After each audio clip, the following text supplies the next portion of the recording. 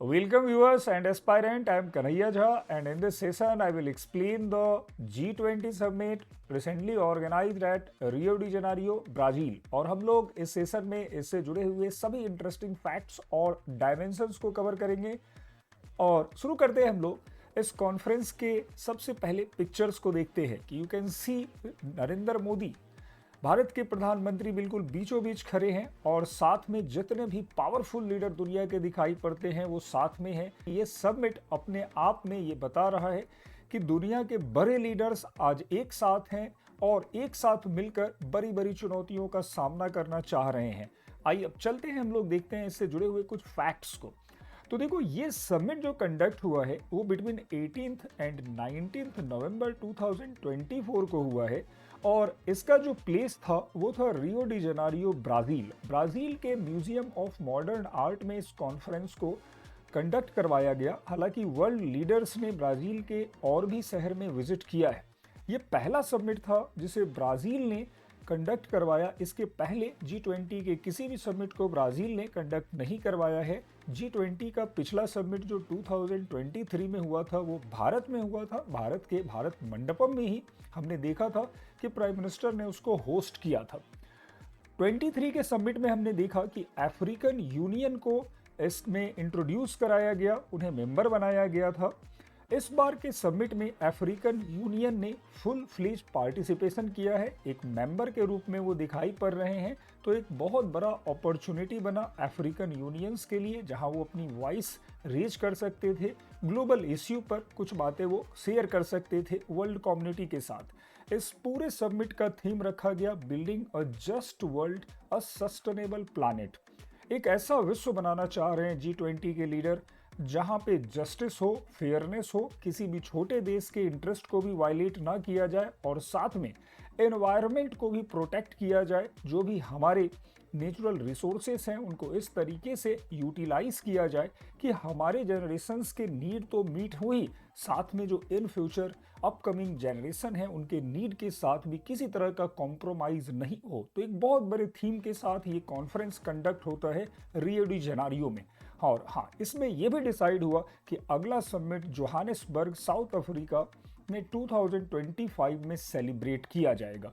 इस समिट में 3 एजेंडा जो बहुत बड़े एजेंडा हैं उन पर काम हुआ और वर्ल्ड कम्युनिटी ने इसी एजेंडा को आगे फर्दर डेवलप करने की बात करी, इसी पर आगे काम करने की बात की है। सबसे पहला है social inclusion and fight against hunger.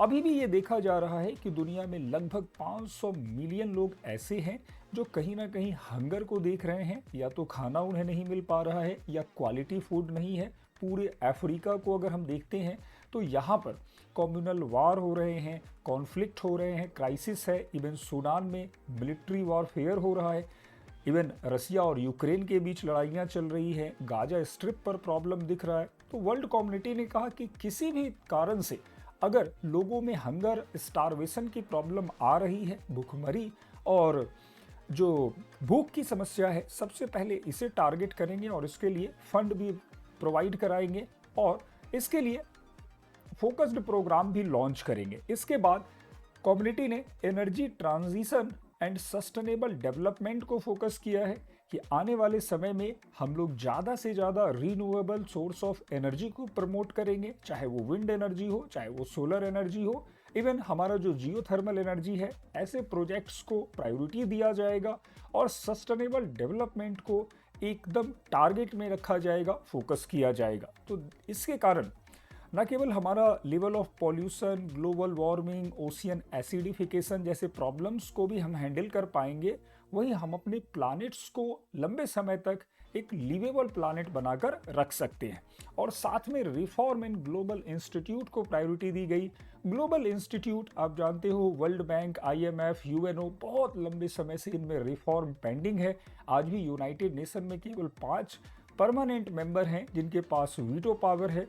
बाकी के मेंबर्स जो हैं वो नॉन परमानेंट हैं और उनके पास decisive decision making power lack दिखाई पड़ता है। बड़े मैटर्स पे Russia, United State of America veto करते हैं और कहीं ना कहीं जो इंटरेस्ट है ग्लोबल कम्युनिटी को उस पर वो अपने इंटरेस्ट को प्रायोरिटी देते हैं। तो G20 ने एक कमिटमेंट किया है कि हम इसमें रिफॉर्म के प्रयास करेंगे और आने वाले समय में एक बहुत फेयर वर्ल्ड ऑर्डर देंगे जहां डेमोक्रेटिक सिस्टम प्रिवेल करेगा ऐसे इंस्टीट्यूशन। इसके साथ ही एक बहुत बड़ा डिसीजंस यहाँ पर लिया जाता है, यह है global alliance against hunger and poverty.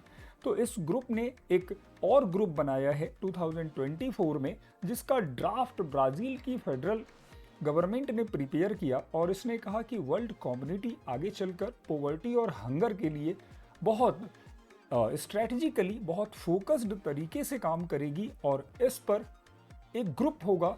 ये ग्रुप इसके प्रोग्राम्स को प्रिपेयर करेगा और फाइनली वर्ल्ड में इसे दूर करने के लिए, पॉवर्टी एलिवेशन के लिए फुल फ्लेज वर्क किया जाएगा। तो एक बहुत बड़ा आउटकम दिखता है global alliance against hunger and poverty.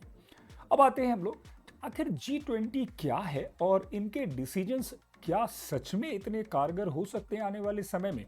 तो देखो, समझना पड़ेगा G20 के स्ट्रेंथ एंड वीकनेसेस को, कि अगर हम G20 को देखें तो ये बहुत स्ट्रॉन्ग और पावरफुल ऑर्गेनाइजेशन दिखाई पड़ता है, क्योंकि आज इसमें 19 सॉवरेन कंट्री हैं, 19 देश हैं। We shall discuss later about the geographical area of that country. उसके साथ दो बड़े ग्रुप ऑफ कंट्री आते हैं, यूरोपियन यूनियन और अफ्रीकन यूनियन। इस ऑर्गेनाइजेशन का जन्म तब होता है जब पूरी दुनिया एक इकोनॉमिक क्राइसिस को झेल रही थी। एक तरफ रसिया में इकोनॉमिक क्राइसिस आ गया था, दूसरी तरफ यूरोपियन इकोनॉमी क्राइसिस को देख रही थी। तो 1999 में ये समिट, ये ऑर्गेनाइजेशन एग्जिस्टेंस में आता है और यहाँ पर वर्ल्ड कम्युनिटी ने कहा कि जो ट्रेडिशनल ऑर्गेनाइजेशंस हैं जैसे वर्ल्ड बैंक, IMF, ये हमारे मॉडर्न प्रॉब्लम को सॉल्व नहीं कर पा रहे हैं और हमें अब फिर से एक बार सॉलिडेरिटी दिखानी पड़ेगी, एकजुटता दिखानी पड़ेगी, ताकि होने वाले इकोनॉमिक क्राइसिस को हम सहयोग से, कॉपरेशंस के साथ हैंडल कर पाएं, उसको अवॉइड कर पाएं।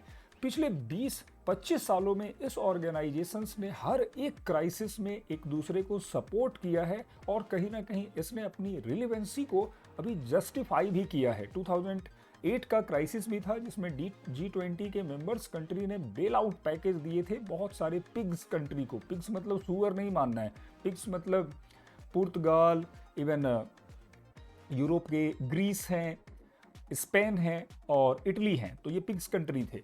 अब आते हैं आगे कि इसका G20 का मेन कंसर्न लड़ाई झगड़ा नहीं करना है, बल्कि इसका पर्पस ये है कि फिनेंशियल स्टेबिलिटी आए, ट्रेड कॉमर्स को बढ़ावा मिले, क्लाइमेट चेंज को रोका जा सके और पूरी दुनिया में एक सस्टेनेबल डेवलपमेंट का मॉडल प्रोपेगेट हो और लोग कहीं ना कहीं पर्यावरण को साथ लेते हुए डेवलप करें।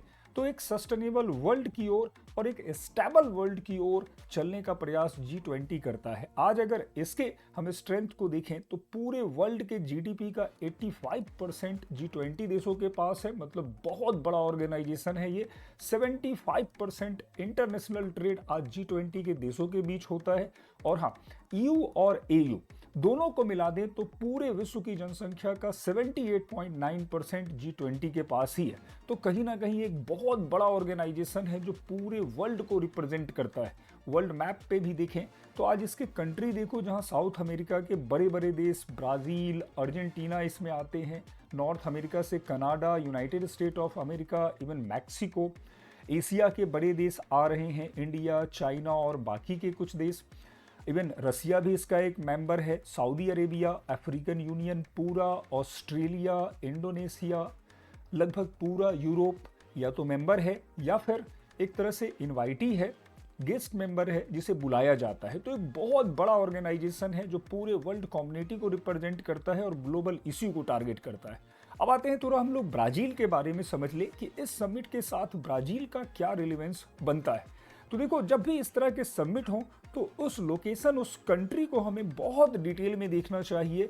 UPSC considers that fact in your geography, in your prelims examination. तो यहाँ क्या है कि देखो, ब्राज़ील को भी आप देख लो कि Brazil in terms of geographical area is the largest country in south America. South America का सबसे बड़ा देश है और लगभग सभी देशों के साथ ये बॉर्डर शेयर कर रहा है, एक्सेप्ट दो देश हैं जिसके साथ ये बॉर्डर नहीं बनाता है। First one is Chile and second one is Ecuador. Rest of the country in South America shares border with Brazil. Brazil की कैपिटल ब्राजीलिया है और ये समिट ब्राजीलिया में नहीं हुआ है बल्कि रियो डी जेनेरियो में हुआ है जो बिल्कुल कोस्टल स्टेट है। दूसरी बात, ब्राजील जाना जाता है अपने आयरन ओर के रिच डिपॉजिट के लिए। इसका ये पूरा पार्ट जिसको बेलो होरिजोंटो कहते हैं, यहाँ पर आयरन ओर की माइनिंग होती है और इसकी इकोनॉमी इसी पे डिपेंड है। ब्राजील से ही दुनिया की सबसे बड़ी रिवर अमेजोन निकलती है और यहीं पर हम देखते हैं कि अमेजोन रेन फॉरेस्ट भी मिलता है। ब्राजील ही वो देश है जो दुनिया में सबसे ज़्यादा कॉफ़ी प्रोड्यूस करता है और साओ पाउलो जहां लीडर्स विजिट करते हैं उसे कॉफ़ी प्रोडक्शन के लिए जाना जाता है और ये सारा कॉफ़ी सेंटोस पोर्ट से पूरे दुनिया में एक्सपोर्ट कर दिया जाता है। तो इस तरह से ब्राज़ील के बारे में कुछ बातें ध्यान में रखनी है। जहाँ तक इसके साइज का है तो in terms of size area Brazil दुनिया का 5वां बड़ा देश है। रसिया, कनाडा, यूएसए, चाइना के बाद ब्राज़ील ही आता है। इन टर्म्स ऑफ पॉपुलेशन पहले ब्राज़ील 5th प्लेस पर था, अब वो 6th हो गया है। चाइना, इंडिया, यूएसए, इंडोनेशिया और पाकिस्तान के बाद पॉपुलेशन में ब्राज़ील का नंबर है, बड़ा देश है। रियो डी जेनेरियो जो एक कोस्टल सिटी है, क्राइस्ट डी रेडीमीर के इस स्टैचू के लिए जाना जाता है। कभी ये स्टैचू एक 7 वंडर में काउंट होता था और धूम जो मूवी बनी थी अभिषेक बच्चन वाली, उसकी शूटिंग भी यहीं पे होती है। तो इन्हीं सब बातों के साथ मैं G20 के इस सेशन को एंड करता हूं और जहां तक इसके सिग्निफिकेंस का है तो आने वाले समय में निश्चित तौर पर G20 के प्रभाव हमारे पॉलिसीज में दिखाई पड़ेंगे और G20 का इम्पैक्ट कहीं ना कहीं दुनिया को एक नए वर्ल्ड ऑर्डर में ले जाएगा और एक सस्टेनेबल और फेयर वर्ल्ड ऑर्डर हमें दे पाएगा। Thanks for watching.